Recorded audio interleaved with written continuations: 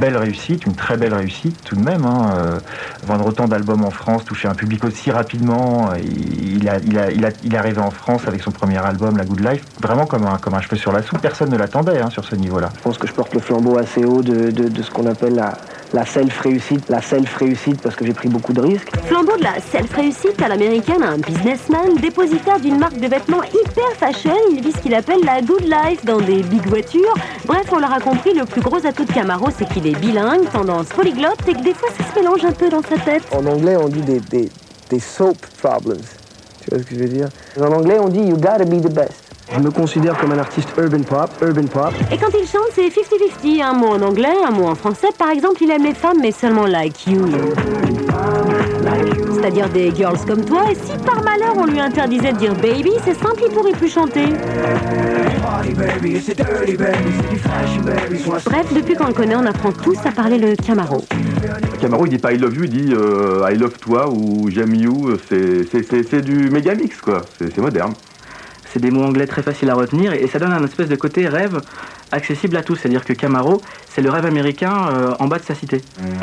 Mettre de l'anglais à toutes les sauces pour faire rêver, c'est carrément une tendance dans tout le R&B français. Camaro en tête, mais aussi M. Pokora, presque aussi fort que lui en yaourt. Matt Pokora a sorti la fameuse phrase qui mérite un jour de figure au Panthéon, c'est « Je viens faire jumper la foule ».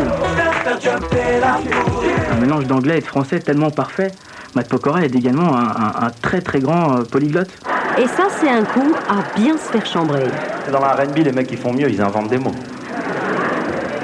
Des mots qu'on connaissait pas en France. Pour que ça fasse plus... tu sais, les mecs qui sont là, ils commencent la chanson, ils font « Quand je stick ma vibe, le dance floor se breaks et se flux dans la vibe ». En France, on a un pays assez complexé, on a souvent tendance à se dire ah ouais mais c'est mieux aux États-Unis, ils ont plus de travail, les artistes ont plus de trucs, donc c'est vrai qu'il y a la tentation après de singer les États-Unis. On aime bien se moquer des gens qui se la racontent bilingues. Donne-moi les pains, do the show, give me the text. C'est horrible. Tu vois Ophélie Winter faire ça des fois, forget. Oui, la voiture. Oh,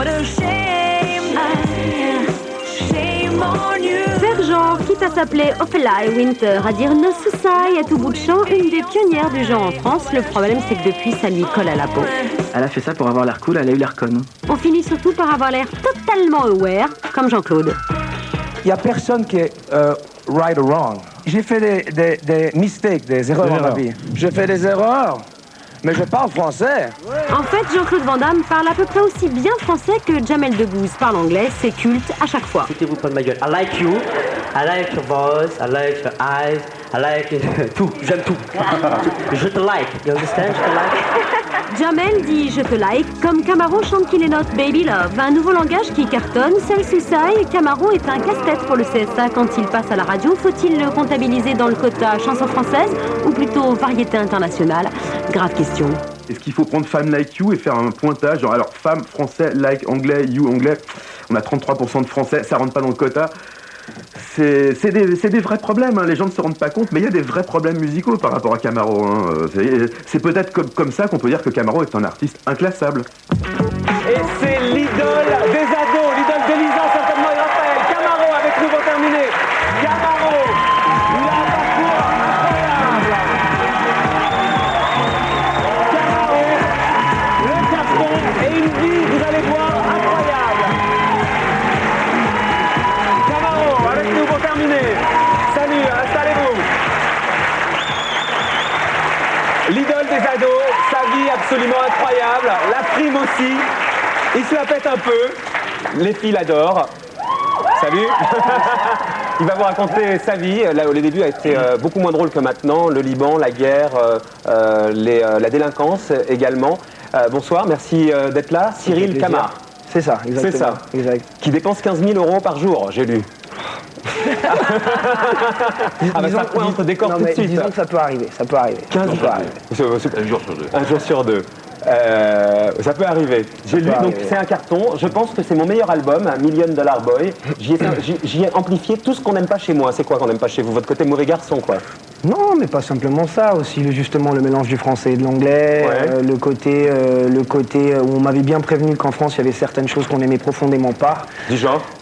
Du genre l'antidiscrétion, le fait de justement parler de self-réussite ou parler de réussite tout court. Vous êtes Van Damme, le nouveau Jean-Claude Van Damme. Je sais pas, je ne connais pas Van Damme, mais il faudrait peut-être qu'on se rencontre. Vous avez quel âge, Cyril? 26 ans. 26 ans. Vous contrôlez tout, vous produisez tout, vous avez un vrai business énorme, vous avez des chaînes de resto, vous avez une marque de vêtements, vous investissez en bourse.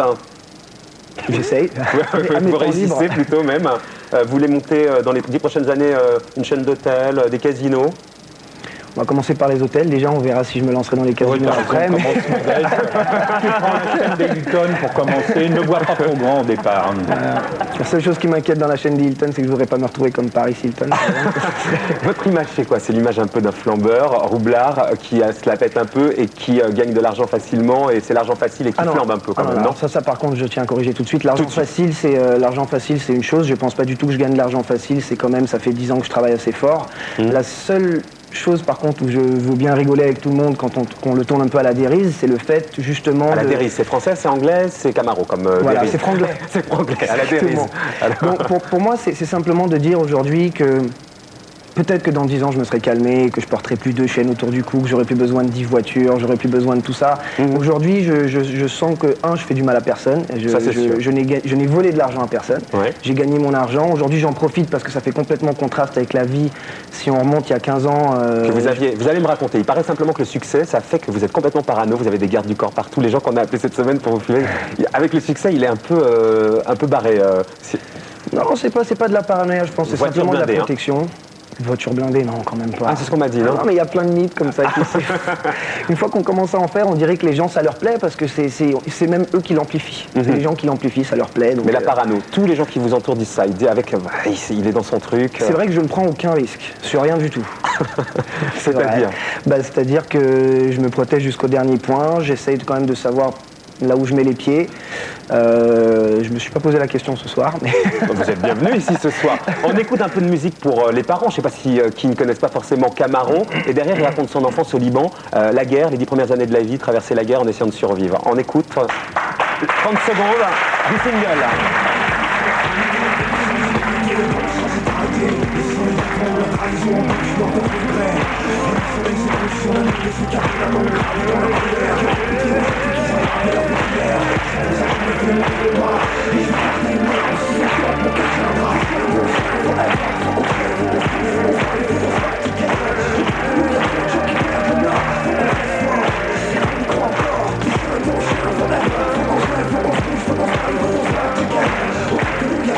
Camaro et ses 10 disques d'or.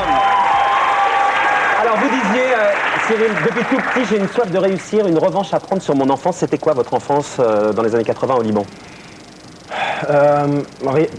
Rien vraiment aucun bon souvenir. Je pense que ça a été assez difficile, assez pénible. Je ne souhaite ça à personne. À Beyrouth. Beyrouth Est ou Ouest? En plein centre, en fait, juste un petit peu au nord de Beyrouth, dans les montagnes. On était obligé dans un petit village qui s'appelait le Roumier. On était obligé de se cacher dans des abris, les pilonnages étaient intensifs, notre père risquait sa peau durant des brefs moments de répit pour aller chercher à manger ou l'eau pour la famille. C'était ça le quotidien du petit. Absolument. Mais à un moment donné, ça ressemble plus à du quotidien. À un moment donné, ça devient vraiment une habitude. Ça devient quelque chose où malheureusement on se pose plus de questions. On essaye simplement de se dire qu'il y a cette mauvaise manie, pour tout le monde qui a vécu la guerre diront la même chose, c'est cette mauvaise manie de dire ça va aller mieux demain, ça va s'arranger, ça va passer, etc. Puis tu te retrouves à faire les 15 ans de guerre et tu pars quand ça finit en fait. C'est un peu ça. Et vous dites j'ai vécu la peur au ventre pendant les 10 premières années de ma vie. Quelles séquelles vous avez aujourd'hui? J'ai lu des chocs nerveux répertoriés médicalement. Ouais, ça c'est plutôt les médecins qui ont prévenu que à cause de ce que j'ai vu, en fait, j'ai eu des chocs nerveux et que ça pouvait causer des problèmes à l'adolescence, donc une remontée de violence, une agressivité, une certaine paranoïa, justement une peur de voir que les choses qui vont bien disparaissent ou qu'on m'enlève cet avenir. C'est que tu deviens un petit peu... tu vis avec cette peur, mais sous une autre forme. Donc vous avez été violent, vous avez fait des séjours en prison, de la délinquance. Oui. Ouais. Oui, mais je pense que ça m'a fait surtout du bien. Je le vis pas du tout je l'ai pas vécu en tout cas comme un mauvais moment. J'avais besoin d'être justement dans cet environnement, dans cette petite cellule où il y a des gens à qui ça sert et il y a des gens qui trouvent carrément leur confort là-dedans. Moi, je pense que ça m'a servi et j'ai beaucoup réfléchi. Et aujourd'hui, vous êtes dans le droit chemin? Je pense, ouais, définitivement. Tout ça, c'est derrière. c'est derrière. Aujourd'hui, je m'amuse. Vous amusez au Québec, puisque vous êtes parti du Liban à l'âge de 11 ans au Québec. Comment se fait-il, enfin c'est pas dans ce sens-là qu'il faudrait vous poser la question, Corneille, lui, a raconté son enfance horrible avec ce qu'il a vécu dans ses chansons. Vous n'avez pas du tout eu envie de vous raconter, les chansons, elles sont plutôt dans la frime, dans la déconne et pas du tout dans la douleur. Voilà, je sais pas, je pense que j'ai encore aujourd'hui cette peur peut-être d'écrire là-dessus, on me demande souvent, et même moi-même au studio, j'avoue que ça m'a souvent fleuré l'esprit de me dire faudrait peut-être que j'essaye d'en parler, ou en tout cas que j'essaye de... Parce que je sais qu'il y a des jeunes Libanais aujourd'hui qui ne sont plus au Liban ou qui sont au Liban, qui aiment beaucoup Camaro et qui attendent un moment où je vais en parler pour voir comment moi je l'ai vécu. Je pense que ça me fait trop peur encore. D'après moi, je viens à peine de tourner la page.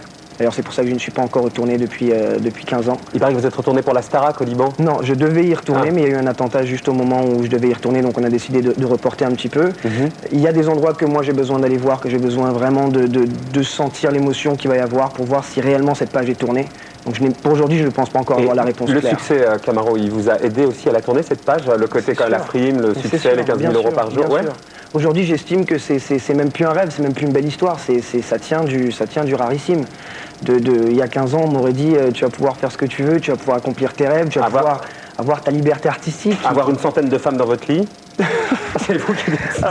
Ça c'est le moins important. C'est pas moi qui je l'ai pas dit exactement comme ça. C'est tout.